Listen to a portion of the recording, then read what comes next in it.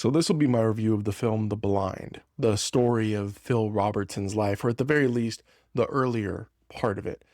Before I get into my non-spoiler review, I just wanted to make it clear, I never really had much of an interaction with the Robertsons, with Duck Dynasty or anything like that. It's not like I was anti them. It's just like me and my family, we never really watched the show. I never knew much about them, but I always appreciated that regardless of the fame, there was this family that had a lot of eyes on them and that in no way affected how open they were about their faith. And even from being, a younger kind of kid Christian, and as I got older, I always admired that. And I always loved that. So whenever I heard about the passing of Phil Robertson, my wife and I, we had heard about this film, The Blind, that was supposed to be about his life, and we wanted to check it out. And man, we were not let down. So I'm going to go ahead and start it off with a non-spoiler review, and that will be fairly brief. I'll say the movie is very good. I gave it something like a 7. I would say a solid 7 out of 10.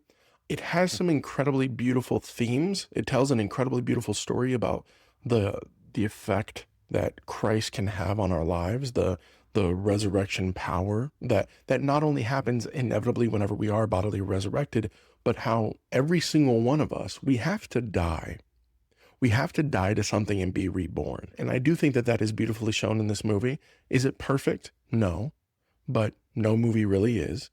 So yeah, I would say before I get into spoilers, 7 out of 10. Highly recommend that you see it. Do you have to see it? No. But I would say, please do, because I do think it is really beautiful. Getting into spoilers, sometimes with some of these reviews, I go step by step through the movie, and I don't know if I'm necessarily going to do that for this because I do want people to experience Phil Robertson's life and Miss Kay's life and the more so the beginning of their family. But man, I really did love this movie, even though, like I said, I give it a 7 out of 10 for some more specific things about the movie itself, not at all about the story told. Some of the things, or I'll start off with a couple of the cons. The acting gets better as the movie progresses. The acting is the weakest, in my opinion, in the beginning. Now, a lot of that is because you're dealing with a lot of like kid actors and they can't help it a lot of the time. And even some of the more like young adult acting isn't great. And it was really one of the only things that kind of took me out of it slightly. Again, I still really enjoyed the storytelling that was happening. Even amongst, like with the kid actors, there were some adults and even some of the kids that were still doing a solid job. The actress that played the mother, I think Phil Robertson's mother, really did a solid job of portraying a woman who is manic, who in one moment is thrashing around the house, and in the other, she's cooking with Miss Kay in the kitchen whenever they're a little bit older in like high school, college age. So she did a wonderful job. I would have loved if we got more with Phil's dad. I imagine he just was not very present because he was often off at work in the oil fields, but it would have been nice to have a little bit more of that. One of the things that was both like kind of a pro and a con as the movie went along, it became more of a pro for me, was the framing device. So the framing device of the film being that he is telling this story in a blind, like while they are out, waiting for the ducks to show up, waiting for the ducks to fly up. And he's telling this story to somebody else, his buddy, who has lived through a lot of this story with him. So there's bits and pieces that feel a little jumpy, that feel like they're leaving out some information, but it is actually kind of interesting whenever you think about it through the framing device of the person that he is talking to is not directly us. It's somebody who already knows some of this, or who may not know some of this, and some of it just isn't important. So one of the things that felt a little jumpy to me in the beginning was we go straight from Phil and Miss Kay, they're, probably like 8 to straight to high school. And there's nothing covered in between. It's just literally Phil picks up a football and then it's like, I was the high school star quarterback. And again, I understand why they did it because, timing, because it probably wouldn't be that important of the story while you're telling a buddy in the blind. But there was a bit of that where, like I said, as the story went along, I got more comfortable and I actually enjoyed that framing device, but it felt a little jumpy in the beginning. So those two things are the main things to me that took it down from like 8 or 9 to more the 7 range, which I mean, again, 7 is still very good. It was still a solid movie. With that being said, the pros, my goodness, before I get into the beautiful story of Phil Robertson's life and Miss Kay's life and their whole family, the acting done by older Phil that actor, he did a very good job at, at certain times portraying someone who obviously to a degree is affected not only by the obvious alcoholism that is shown in the film, but the effects of the mother. Like whatever biologically is happening there, he obviously had a bit of that in him. And in his own words, he saw the devil whenever he saw his own reflection. And man, he did a wonderful job. But even beyond him, I would say the best actors in the movie was the actress who portrayed Miss K. Incredible job. She did an amazing job. The film brought me to tears multiple times throughout the movie, especially in the last 30, 45 minutes. And she was a big factor in that.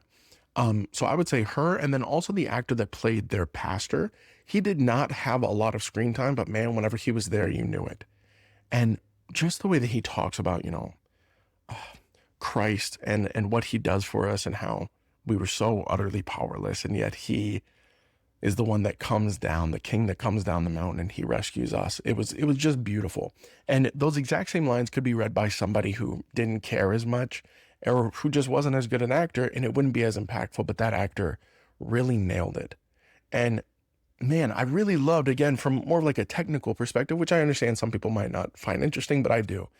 Sometimes in Christian films or even like lower budget films, sets and things like that can feel bare. They can feel like it was very clearly, quickly set up to show a scene, but everything felt very lived in. It really felt like we were stepping into the lives of these people, that we were going into lived areas. And I really appreciated that. I appreciate that anytime it's in a movie. Good set dressing can often make or break a scene or a film. And this movie had good set dressing. You felt like you were not only in the blind hearing the story, but you were in the moment. Anytime we went all the way back to, I believe it started in the 50s through, the 70s and then the 80s. So that I really appreciated as well. One of the things that I really enjoyed that was like a big thing for me was that they at no point downplayed or watered down the levels of depravity that Phil stooped to in his life. Not just with the alcoholism, but something that's big for me, that's always been a big trigger for me, is violence and aggression towards women. I think, as men, we should never stoop to that point, unless obviously in like insane scenarios.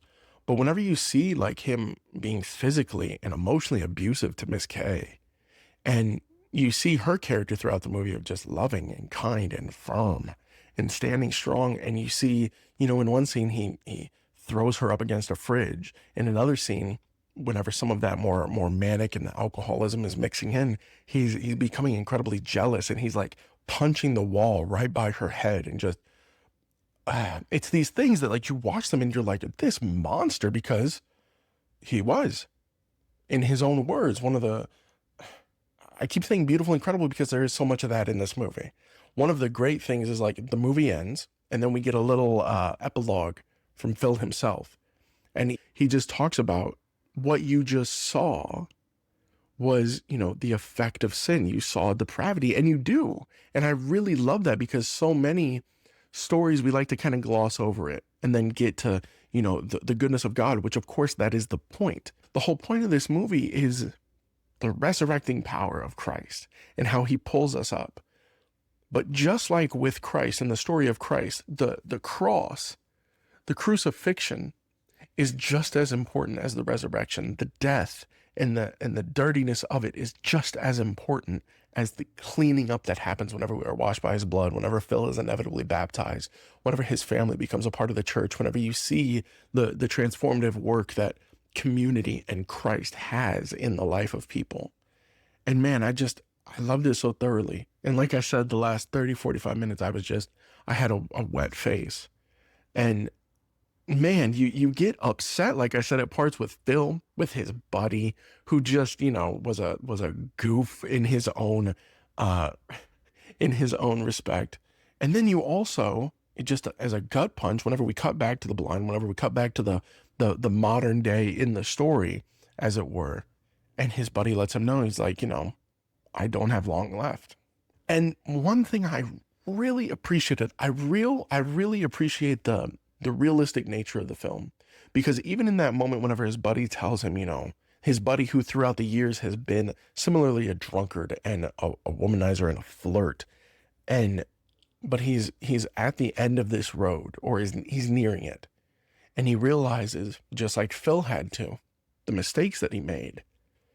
And the movie starts because he wants to hear Phil's story, because he's seen Phil, as we see throughout the course of his life. He's seen him at the lowest, whenever he is literally in a trailer in the swamp, all the way to in the 80s, at that point already being successful because of the duck call business that they had created. But he is sitting there and he does not know whether he'll have the next moment. And he tells, Phil about his diagnosis, about him dying. And Phil doesn't all of a sudden start to, give him a sermon or even really evangelize to him. He just tells him the truth. And in telling his story, you could say that is a way of evangelization, which is certainly true, and spreading his testimony. But he just tells him, it's whenever we're weakest that we see the strength of Christ, and that he is the one that can pull us up, and he is the one that saves us. And then, man, forgive me, goodness gracious. And then the movie ends and we get that little bit, which again, quick side note, from a technical point of view, the actor they got to play his buddy looked like him in real life. It was crazy, and I love that. I like whenever movies are able to do that. You not only get somebody to properly portray someone in their character, but whenever you can get the looks too, good on you. But then you find out that his buddy died months later.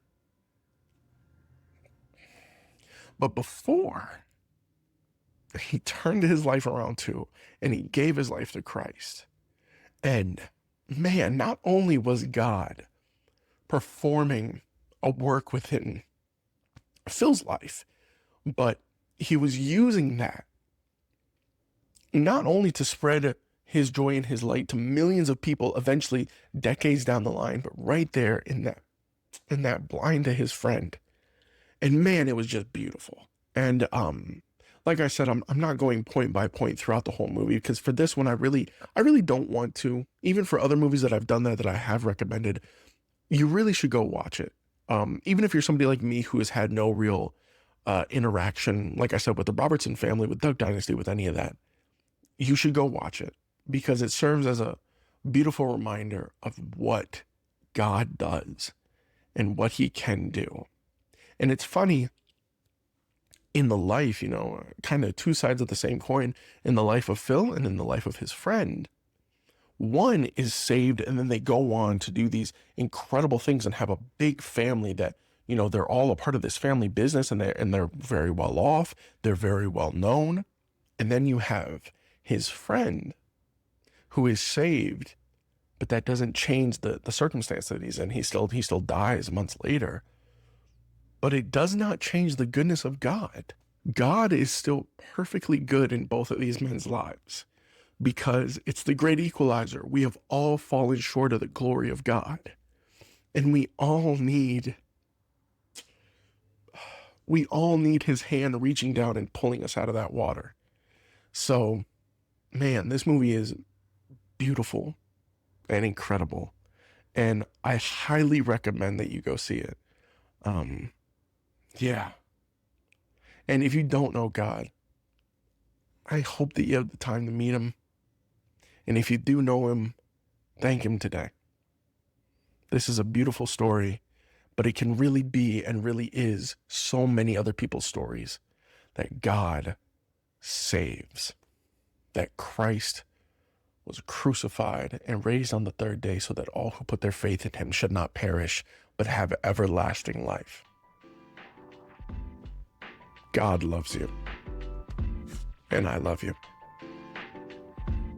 God bless, my friend.